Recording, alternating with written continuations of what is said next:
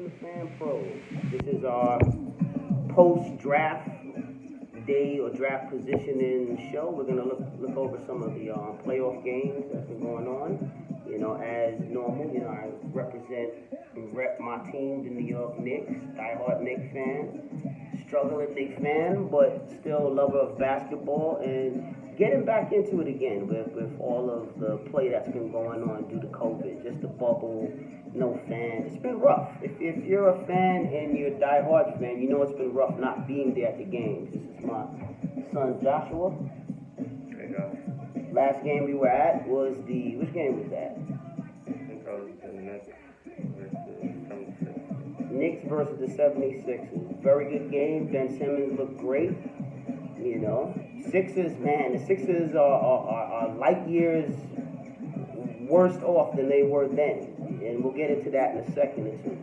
But let's start off by going over some of these scores that are going on in the world of the NBA, the bubble NBA. All right, Josh, what do you got? What's the first game up? First game up. We're gonna do the Lakers versus Trailblazers. Yeah, let's get to that.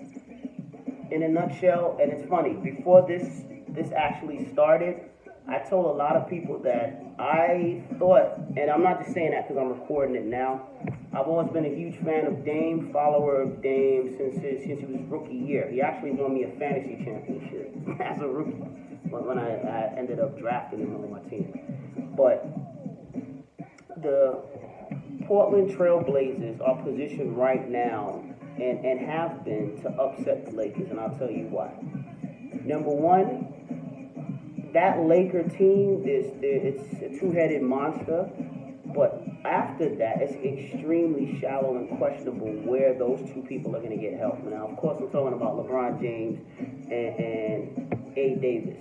You know, Anthony has stepped up his play with these players as it just started this game one. I was proud that he was able to put in a double-double and a quality double-double, not just barely getting it, but getting a high amount of points. Let's go through the stats. I believe it's 28 and 11, correct? For Anthony Davis. It was 28 and 11. Yeah, 28 and 11. LeBron had a triple-double as usual. This should put, and this is something, I just want to say this quick. Whether you're a LeBron James fan or not, the man's place in history and just his ability to just be great when the pressure is biggest, especially playoff games, I mean, it's unquestioned. Has he missed shots? Yeah. Has he been perfect hitting last-second shots? Yeah. But some of the greats have missed shots at the last second as well. Magic choked against the Celtics, and that's my all-time favorite player in the '84 playoffs. One of my all-time favorite point guards, my idol growing up. So it happens. Larry Bird missed a shot in the following in the '87 playoffs. A couple of years later, when they met up again, Lakers and Celtics, missed that three from the corner. That if he hits that the Celtics would have probably won that game with momentum and would have been able to continue the series. So, mistake. You don't always hit every shot, but LeBron is a great player. But LeBron can't do it by himself. And him and Anthony Davis alone are not enough. That lineup is barren. Read off some of the names of those teammates. Those Lakers. Alex Caruso. Alex Caruso. Give me another name. Marquise Morris. Marquise Morris, good player, solid player. Not a go-to guy. He is a solid role player to have on your team. Not his brother, but very solid. Go ahead. Who else? JaVale McGee? Give me another name. Please, anything. Dion Waiters. No. This is the name I'm going to bring up, and he needs to play huge. But the way the Lakers have treated him and the way they have played him in the lineup, I don't think he will because he's damaged goods up here. And that's Kyle Kuzma. Kuzma has the ability to be a stud player, star player, but the Lakers have mismanaged him. They mismanaged his minutes. They've reduced his role. They had him coming off the bench to appease Anthony Davis early because Anthony didn't want to play in the post. He didn't want to play in the center position. He wanted to play power forward. So that's Kuzma's position. Kuzma had to go to the bench. The Lakers should have found a way, man. They should have talked to Davis. They were a better team when they had the three of them in the lineup at the same time because it gives them an option. It gives them an out. I think Kuzma dealing with LeBron really running the team and not having the greatest relationship with Kuzma, to Kuzma being kicked out of his position to the bench, to having to be adjusted to being a bench player, now to ask him to be that third scorer to kind of take the pressure off and be another option is too late. So this is my prediction. I predict the Trailblazers are going to win this series. Now, they'll probably win it in 6 or 7 games. If I had to gun to my head, 7. But I can see 6. And the main reason being the Lakers have nobody else outside of LeBron and Anthony Davis. They have no shooters. Their shooters are putrid at best. I mean, Caldwell Pope is the closest thing you have to consistency there.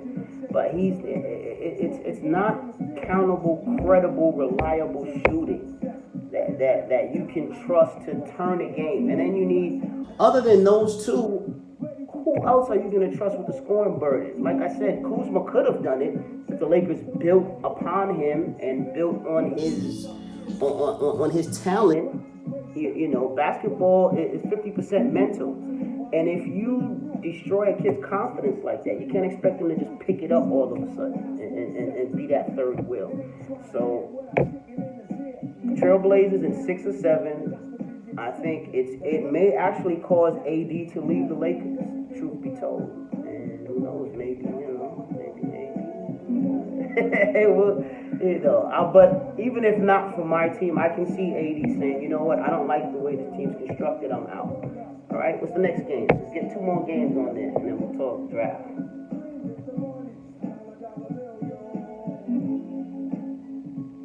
I got a good game. What about the Nuggets? What about the Nuggets and Jazz? Alright. Series 5-1-1. What do you think, Josh? Give your opinions of this game, of this series so far. What you think? Yeah, I think as usual, Jokic playing and Michael Porter Jr. definitely inside the bubble. He started to pick it up. You mean the guy we were yelling for when we went to the draft years ago at the Barclays, screaming that he be drafted instead of Knox? That same guy? Anyway.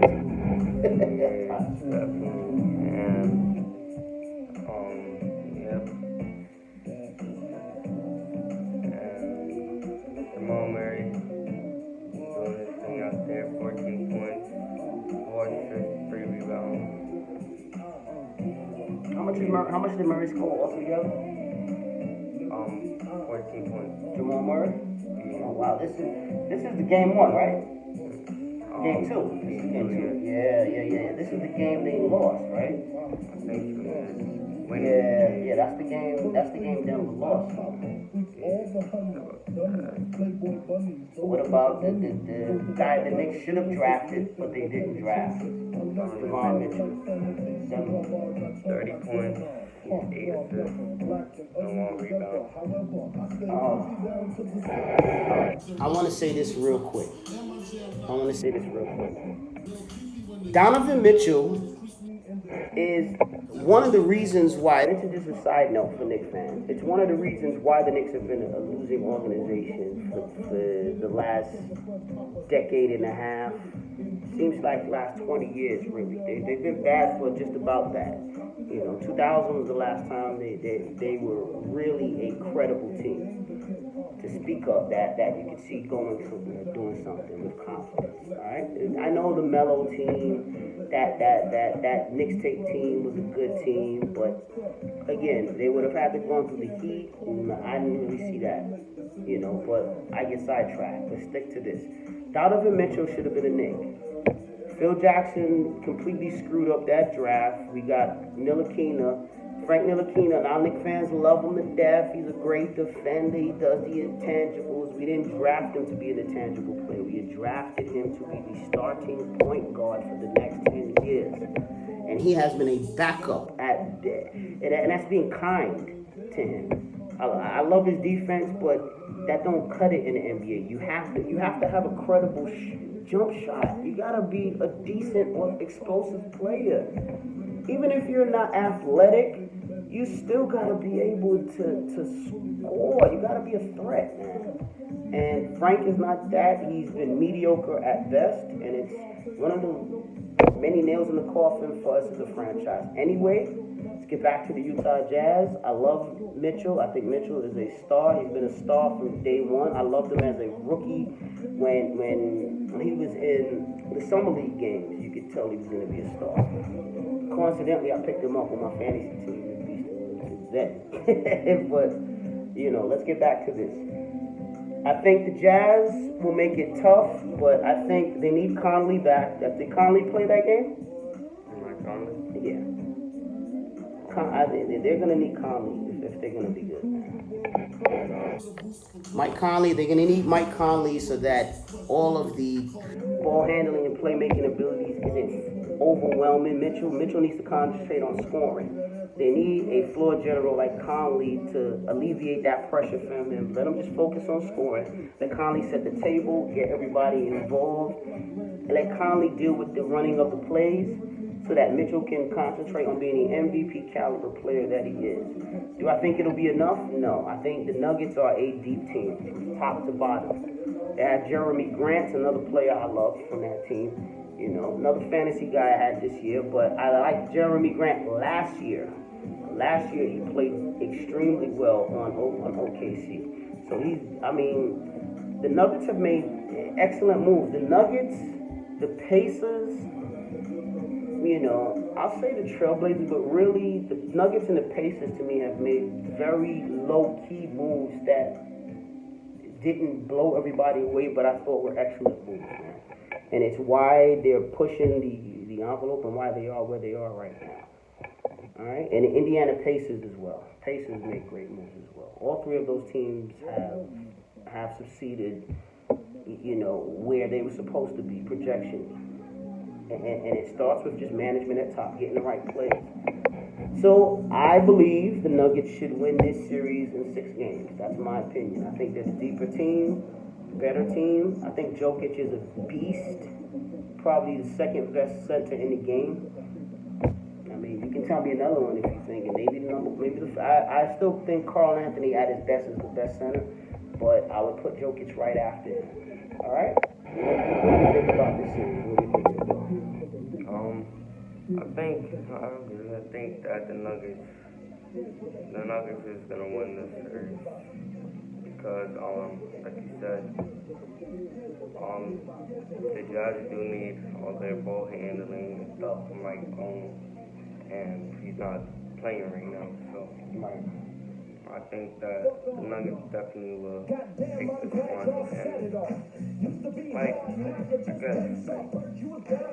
and five or six games. Five or six games. What do you think of Bobo? Who? Who's Bobo? Who's that? That's the Nuggets rookie? Yeah. He ain't played this game, but he, the center. Yeah. Shot blocking centers are okay. They're a lot of work. They're projects, most of them. So it remains to be seen. I'm more impressed with the rookie we should have got, which is Michael Porter Jr. I'm sorry, man, but We'll see if Porter Jr. stays healthy. That's a three-headed monster right there with him, Murray, and Jokic. And I think they're deep enough. They just draft well and sign well. They get a lot of players you never heard of that play smart and have high IQs. So that goes a long way, very long way. But we both, all right, so far, we both picked the Nuggets to win that series. What about the Lakers, Portland? What's your pick on that?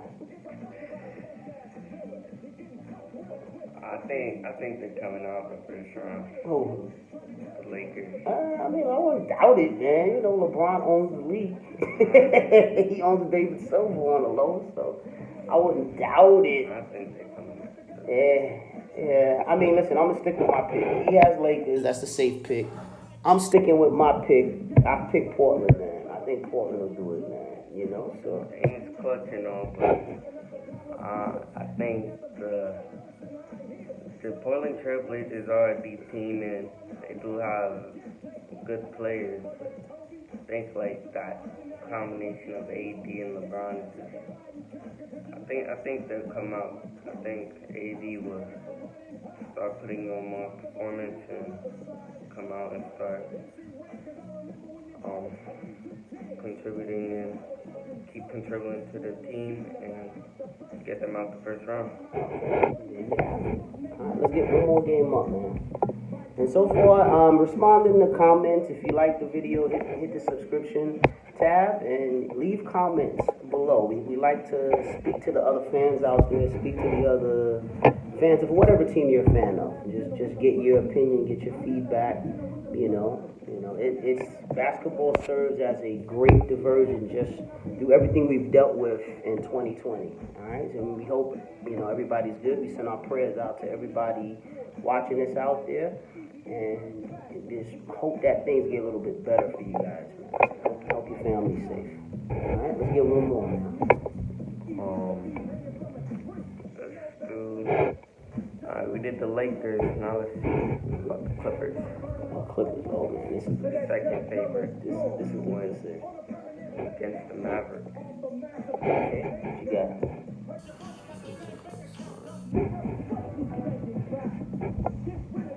All right, I'll start it off with this. The Clippers are my pick to win the entire thing. Now, does that mean they will go unscathed along the way? Absolutely not. The series is tied at 1 apiece.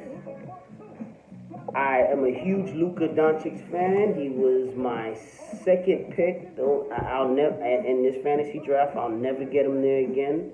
And Luka has been everything for me this year. He's been an incredible player. Again, there's a lot of Nick. It's not like I'm doing this purposely, but there's just a lot of Nick connections. Porzingis, watching him play, do the things he's doing, be the player that we knew he would be for another team, it hurts, but it's also an indictment on just poor management, and it shows the contrast between good management, So I think that again, the Dallas Maverick team, I think, is a very dangerous team. I think they got a lot of good players. In the end, the Clippers will win it. The Clippers are just the better, deeper, sharper team, more seasoned team. Kawhi is one of the most clutch players we have in the league going right now. I think if I had someone to hit a last-second shot, it would either be Dame Lillard or it would be Kawhi Leonard. One of those two I would trust to take my shot. So I can't see any way that Dallas wins it. I'll probably put it at about. I may give Dallas one more game, but honestly, I don't even really see that. I say Clippers in 5. I think Dallas woke up the Clippers, and I think they'll be a locked-in unit. Their defense will turn it up a notch. And I think Kawhi has enough guys around him, Paul George and Lou Williams. I think Lou Williams has been mediocre at best. I think he can pick it up a bit, and I think he will. I think Lou is just trying to I think he'll get his footing back. He had his little mishap early on during the pandemic, going out to get chicken wings.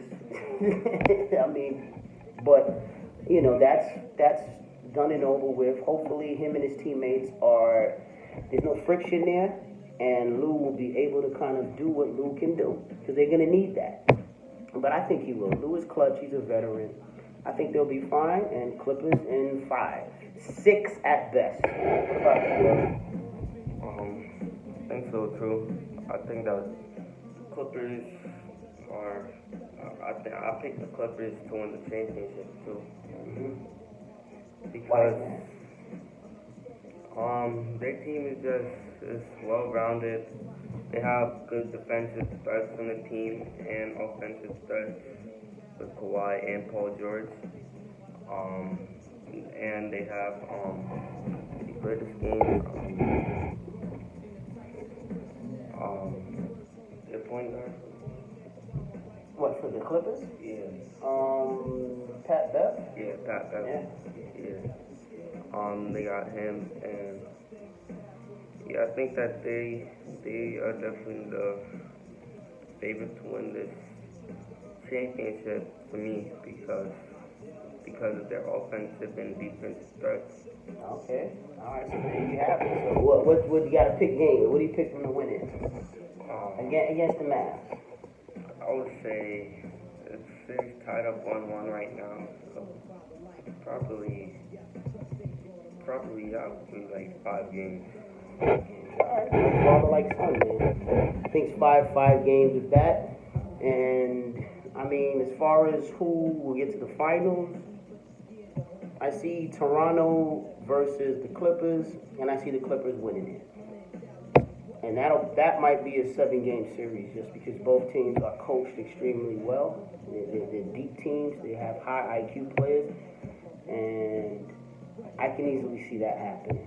You know, and think about the dynamics of that. Kawhi leaving Toronto and then facing his same team that he won a championship with last year again in the playoffs.